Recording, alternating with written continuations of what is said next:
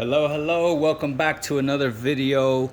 Here we are going to talk about shoes, soles, and the waist region and the various terminology to define the different features that you get on each shoe. So we have several different shoes here by several different makers to highlight several different grades of shoemaking, from bench grade to stepping into hand grade, to G&G's hand grade Chinese Matina brand hand grade, G&G's more deco-like finish, very hand grade, to Acme Shoemaker handmade, and to another degree of making. So we're gonna start with the kind of lowest basic construction shoe, and what you typically get in a bench grade shoe is a flat sole with straight waists and open channel stitching. So now in your sole you have your heel block, your waist region, your forefoot, your toe. All right, now on the edge of the sole you have the waist, the heel, and the forefoot. That's the waist or edge of the sole. In a bench grade line, again, you typically have what is called a straight waist. So this is where the waist is angled with corners and is straight. No beveling, no curving, no barreling, no kind of detailed features. Very basic. So bench grade, straight waist, flat sole, flat being here, flat, no kind of detailing, no curves, no lumps, no humps, no bumps, flat, right? Bench grade shoes. Now, next stage, kind of getting into your hand grade shoes. You have now a different look. You see this rounding out of the waist region. That is called a beveled waist. So now, depending on the skill of the factory or the setting of the machine that they use to create this bevel, some are very strongly rounded and some are less strongly rounded. Like as you can see in the Fitzpatrick line, it is slightly rounded here. It's really just softened here and rounded on the top. So you have that rounded curved edge here. Well, it's no longer edge, it's curved now inwards to create the perception of a rounded beveled waist. This is an older model. I have since made this a bit more attractive in this line, but again, you can see the difference between the heel block, the beveled barreled waist region, and the straight forefoot side of the edge. Again, here is pretty much a flat sole, no kind of real defining features in the waist, which is what you get sometimes, depending on how the maker likes their shoes or wants them. You get more features that we're going to take a look at in the next shoes. So your next step to a hand grade closed channel sole, so you don't see the channel anymore. You got that beveled waist, straight. Well, you're always going to have straight in the forefoot. Nobody bevels the forefoot edges. It just looks weird. It's a strange thing. I've seen it done by silly makers, but it's just a very odd thing. Again, flat waist, beveled edged waist. Next shoe. Here we have Gaziano Girling, beautiful single monk. And now this is a double leather sole. Now double leather soles usually have more, they have an exception, so to speak, on the waist region. You don't typically find beveled waist on double leather soles because the machine setting is not intended for it. So unless they're gonna do it by hand, which they really aren't gonna do in a factory production made shoe, it's gonna be what is known as a straight waist.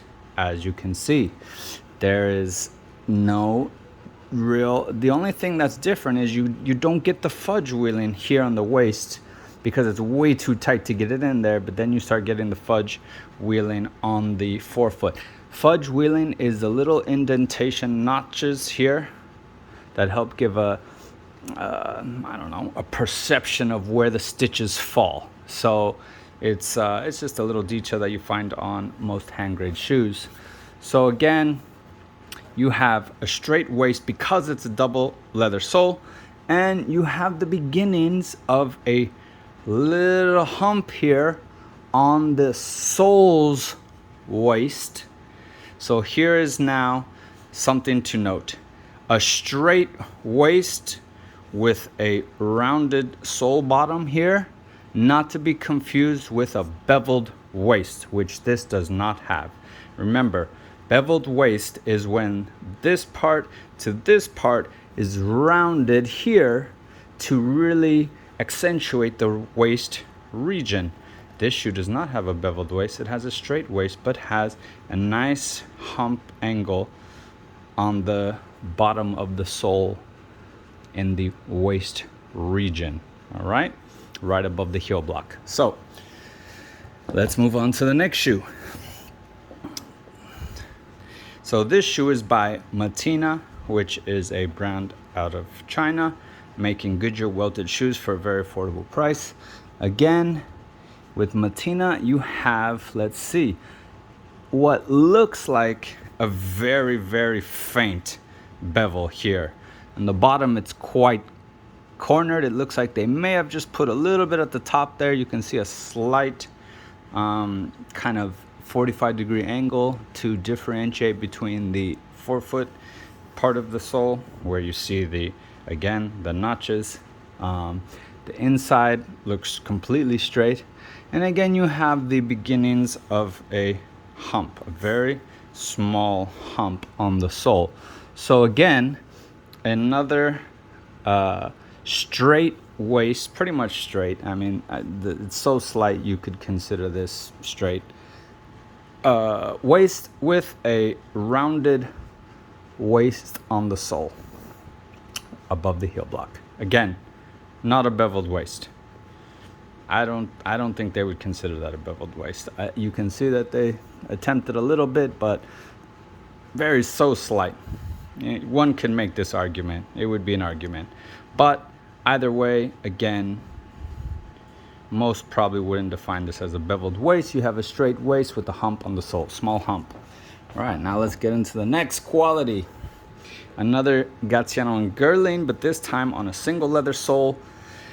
And here you start to see the real defined features. So G&G goes all out with a beautiful beveled waist from the end of the heel to the beginning of the forefoot, with a very rounded edges and very much tucked in there and narrowed even. So when you get to extreme beveled waist, sometimes the shoemaker, at least in handmade shoemaking, will take some of the sole height off and make this part even narrower to really define the waist region. And when you get into more higher end shoes as well, they even cut this way more inward to create a very narrow waist. Still, narrow waist not to be confused with beveled waist. Beveling is this. Beveling is the rounding of the edges of the sole's waist. All right, so beveled on the outside, beveled on the inside, taken in to be very narrow. And here you have a subtle fiddleback waist. So the fiddleback waist was created to create the illusion of the fiddle, like in a violin, with this nice little V, which in Italy they call it the viola sole. So this is the viola finishing, or the fiddleback in English. And as you can see there, it's a nice little sharp hump. This in essence is still a hump, but it's a sharper one. So you can see they've really pushed the sides down while kept the middle here, the rib, with a little indentation to really show this kind of detailed feature. So again, you're getting up to the much higher echelons of quality of shoemaking. And let's just look at the terminology again. Excuse me. You have the heel block, you have the waist, you have the front part of the sole's edge and the toe. In the middle here, you have what's called the beveled waist. That is the rounding of the edges of the sole's waist. On the bottom of the sole, you have the sole bottom. You have the heel block. You have the waist region, and the detail that is on the waist region has pretty much three details: flat, rounded, or fiddleback. We've seen flat from the beginning here, flat.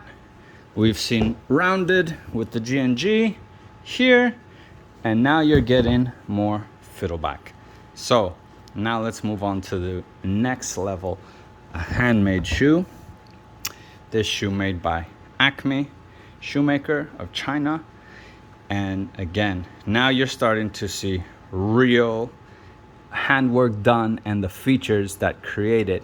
So now you have a blind waist because you can't see the stitching, but the stitching is there. It's when you're cutting this by hand, when you're making the channel, you have to slice through here. You can actually see the line, beautifully created, razor-like, and then you slice this leather with a very special tool, and it has to be very thin. This is a very hard part of shoemaking. I've messed up many times doing it myself. And when you cut this, you cut it very thin and deep. Then you flip open the leather, and then you stitch inward, and the stitches end up coming out way over here, and you blind stitch this waist so that you don't see any stitching at all. You close the flap down, and voila, after immaculate finishing, you have a very sculpted, beveled, blind waist. Blind because you don't see the stitching. Beveled because it's rounded. Fiddleback because of this very sharp, beautiful feature that looks like the fiddle of the violin, right?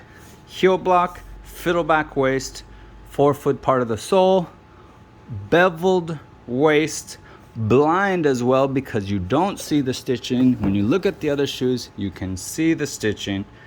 So here you don't see the stitching, right? Beautifully done.